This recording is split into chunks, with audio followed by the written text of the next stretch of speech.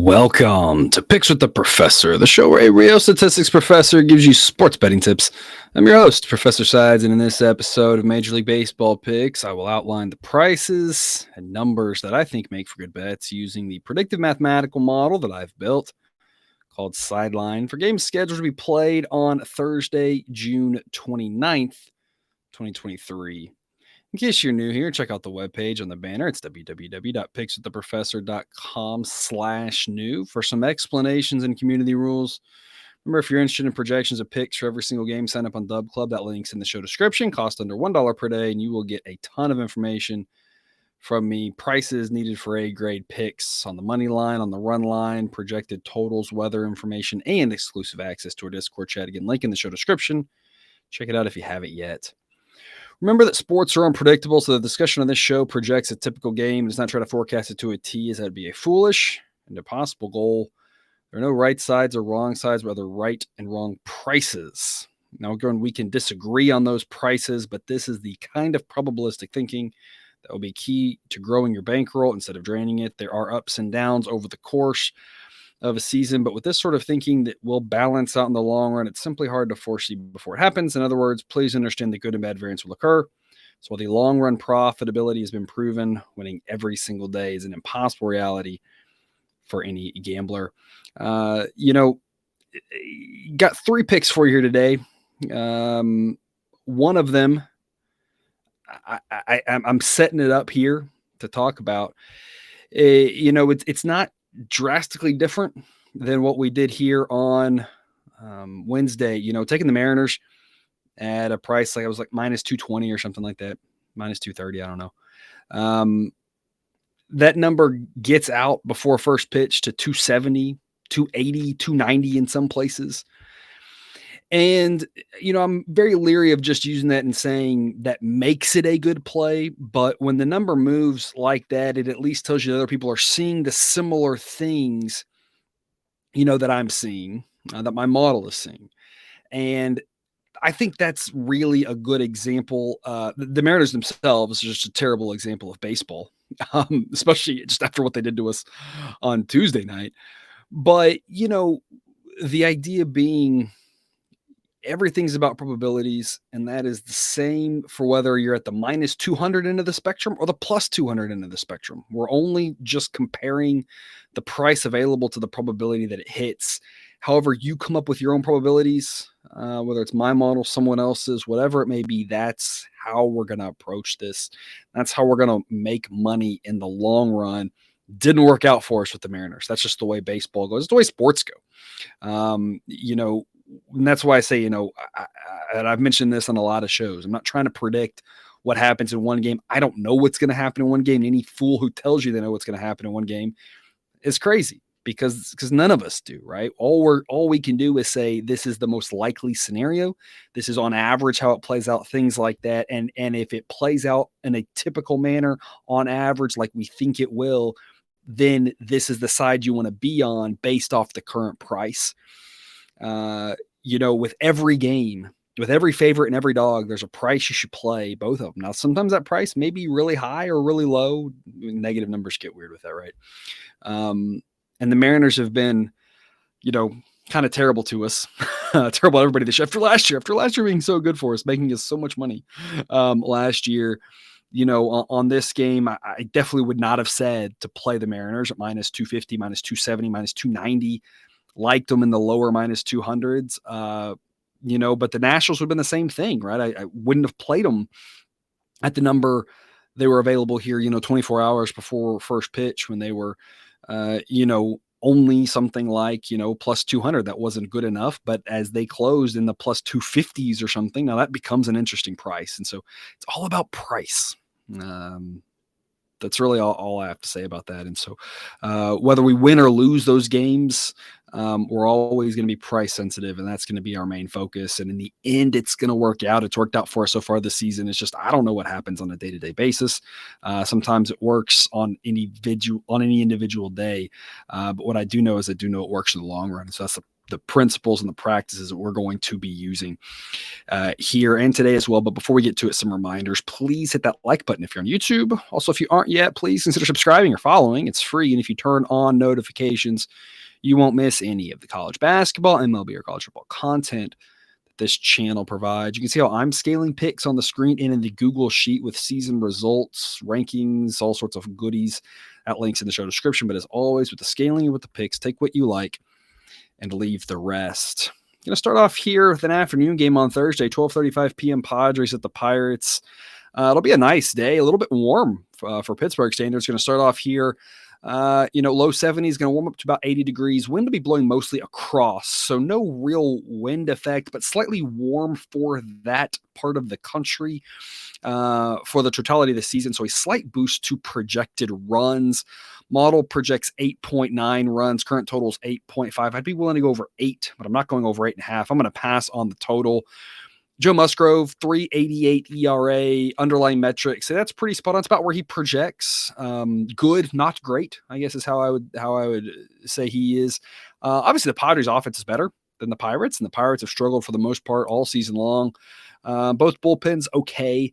Luis Ortiz will get the ball for the Pirates. I think the 3.74 ERA is a mirage. Underlying metrics suggest it should be much higher. I think the Padres have a pretty big edge at starting pitcher, but I mean, you saw what happened here on Wednesday. The Pirates, really taking it to the Padres and just crushing them.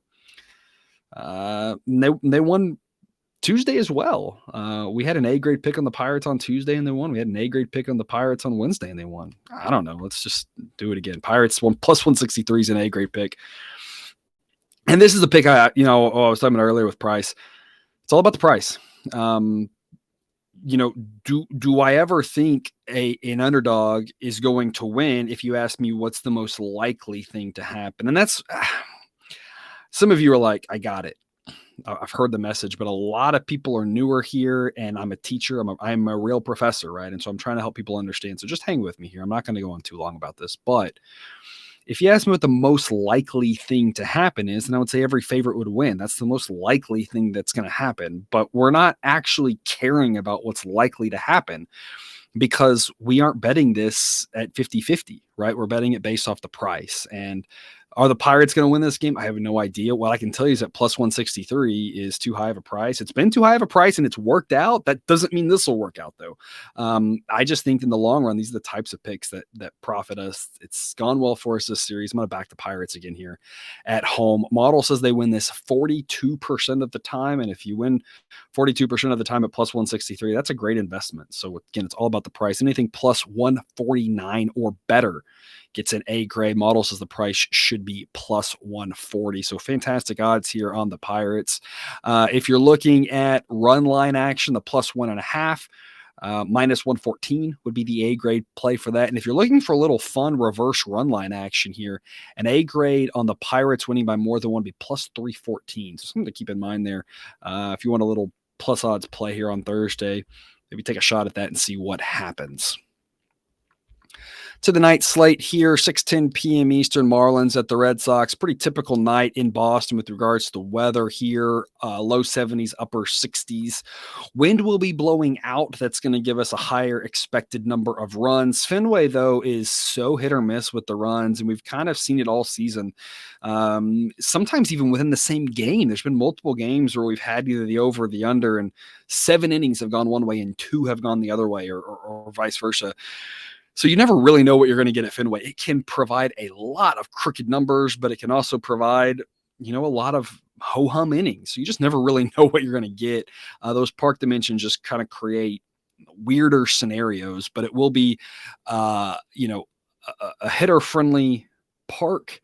And with the wind blowing out, slightly more hitter-friendly than usual. Jesus Luzardo versus Brian Bayo, 2 really solid pitchers here. Luzardo's probably a little bit better than his 3.77 ERA. Bayo's probably not quite as good as that 3.27 ERA. Both these guys are pretty good, though. According to the model, Luzardo gets an 85 grade. Bayo gets an 89 grade, where 100 is average and lower is better. So both these are good pitchers. No real complaints for either one. No real mirages. Again, if you just look at ERAs, you might be a little misled. I think Luzardo is the better pitcher here, but I think both these guys are solid. Have no problem backing either one of them. Bullpen wise, when you're comparing the sides, Marlins bullpen I have is better than the Red Sox bullpen, but I have the Red Sox offense better. The catch there is that the Red Sox are pretty left-handed heavy, so facing a lefty, they get a little bit of a ding there. So with all that said, I think the Marlins should be favored in this game if we're at a neutral site. I think they have a slight edge at starting pitcher. I think their offensive edge or their offensive deficiencies are going to be a little bit mass facing a lefty, the better bullpen. But the game's at Fenway. All of that makes it about a coin toss situation. I can't touch the side on this one. I don't think there's really good value on either side. It's too coin tossy. I'm looking for plus odds on the Red Sox right now. It's minus 115. I'm looking for at least plus 110 on the Marlins right now. It's plus 105. So for now, no pick on the side. I think if I get good enough plus odds, I take a chance. This is exactly the same forecast I've had on this game for Tuesday and Wednesday. It worked on Tuesday. It didn't on Wednesday, but both situations, I'm just looking for plus odds because these are really coin toss games between these two teams, the way that's set up. On Tuesday, it turned out that we got some really good plus odds on the Marlins with Sandy, and that worked out great. On Wednesday, we got plus odds on the Red Sox. That didn't work out great. But hey, between the two games, we're up because we took plus odds in both games. So you don't want to just take the plus odds because favorites win a lot, right? But you want to take those plus odds when the price is right. And in this case, being pretty close to a coin toss, I'd be happy with good plus odds on either side.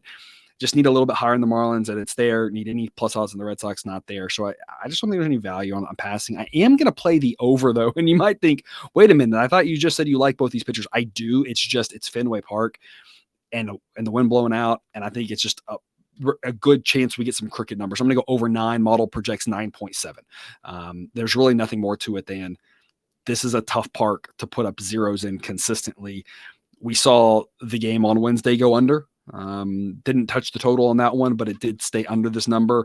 And these are decent enough pitchers, but Fenway Park can play really hitter friendly. And so in the long run, I'm going to trust that makes sense here and go over 9. I would not go over 9.5. I want that push protection on 9. I wouldn't lay too big of juices as much as I want to lay. I don't want to lay any more than minus 120, but I think you're at minus 120 over 9. It's a pretty solid investment here for this one. And then a late night game here, Rockies hosting the Dodgers, upper 60s for this one, but the wind will be blowing out. Coors Field always plays hitter friendly with the wind blowing out. It's going to play even more hitter friendly. There should be a lot of runs in this one.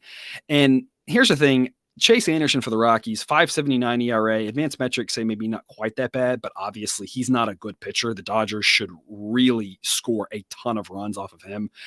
And Emmett Sheehan, I know, has looked really good for his first 2 starts, but the advanced metrics say it is all smoke and mirrors. And it's not just the fact that he's coming straight from Double-A, which does have me usually skeptical on a pitcher.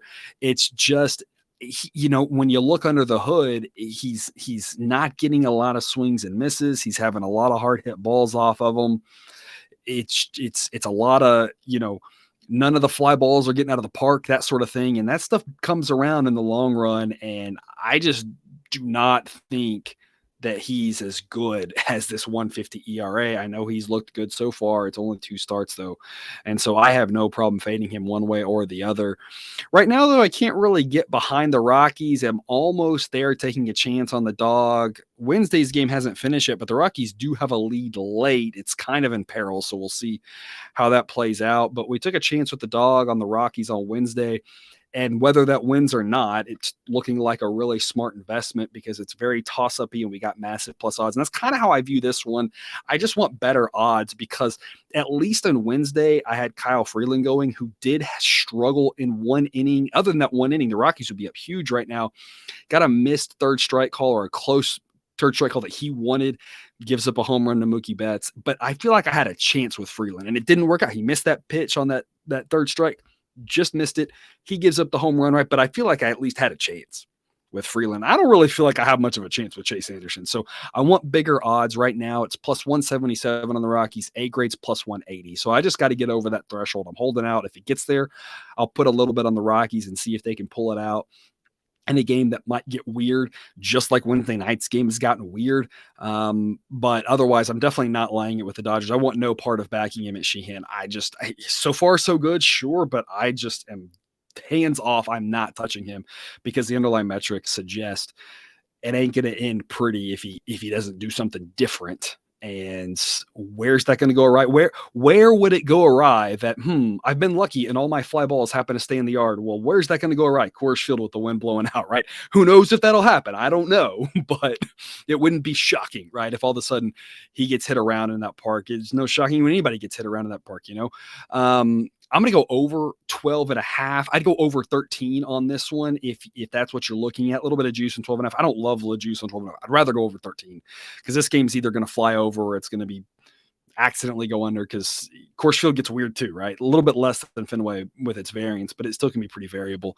Model projects almost 14 runs. And bottom line is, again, Chase Anderson is going to give up a lot of runs to the Dodgers. I don't think we could doubt that. And the Rockies at home hit better, and I just don't have any faith in Sheehan. So I really think this is going to be another near double digit type game. So eyeing the Rockies if the price gets better, but over, I think makes a lot of sense here in Coors. Don't play a ton of totals in Coors, but this is, over or under, but I think this is a good one to be on. That's all I've got for you here today. Thanks for tuning into this episode of Picks with the Professor. Don't forget to subscribe so you can enjoy all the sports betting content provided on this channel that was dropped right into your feed. I'll be back again tomorrow with more sports betting content. And until then, as always, best of luck. And remember, you can eat your betting money, but please don't bet your eating money.